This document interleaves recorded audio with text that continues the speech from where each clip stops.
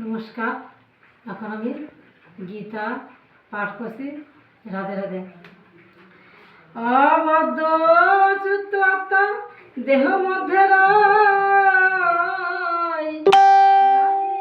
কখনো তার কোথাও বিনয়ে, জীবের নিধন্তরে হইয়া শঙ্কিত, কাহার নিমিত্ত শোক নহে সমুচিত।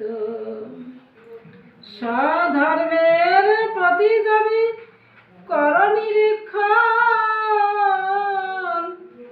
তোমার এ অনুচিত হৃদয় কম্পন।